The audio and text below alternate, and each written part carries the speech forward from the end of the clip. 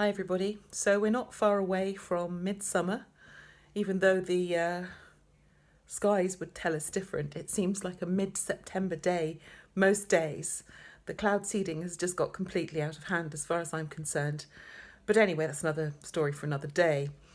I'm just coming on just to remind you that if you are on a parasite cleanse, then to up your dosage to 3 times a day at least, as we're coming up to full moon and the parasites like to lay their eggs in the gut at full moon. So you can get into a nice rhythm and keep that going for the time over full moon and then a week afterwards, and then come off for 1 week and start the whole process again. So why do a parasite cleanse? Well, we know that most of us, I'd say 99%, if not 100% of us, have parasites. I put a video up a couple of weeks ago, which, okay, so it was a little bit American. We like Americans, but it was a bit dramatic. Most of us have parasites, especially if we have pets, or, you know, we go out into the street and touch this, that, and the other, and blah, blah, blah.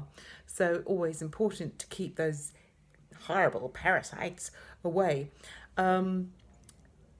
It's also metaphorical, really, for the other kind of parasites that we have in our lives, the people who steal our energy spiritually, the people who don't actually wish us well.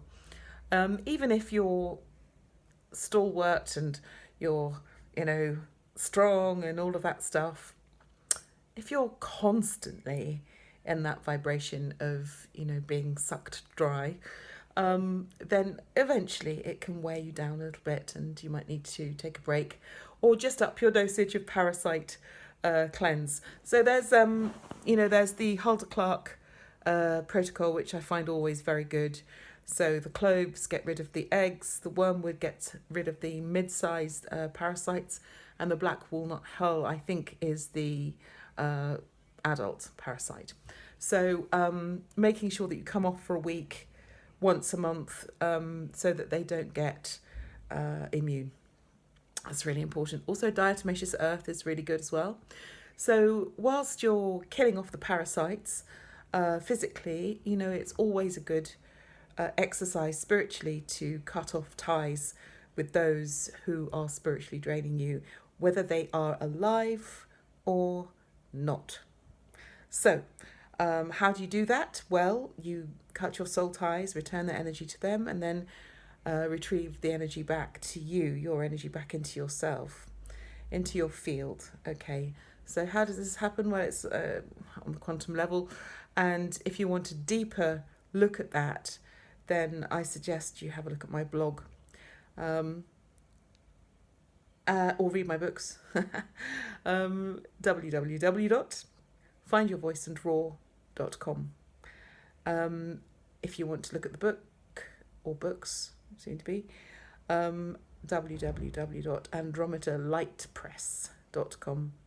So I'll see you there. Just a short video today.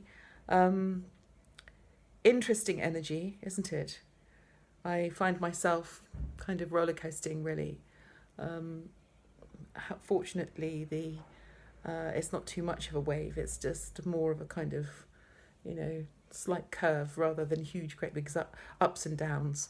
So it's kind of smoothing out a little bit, but it's definitely a wave.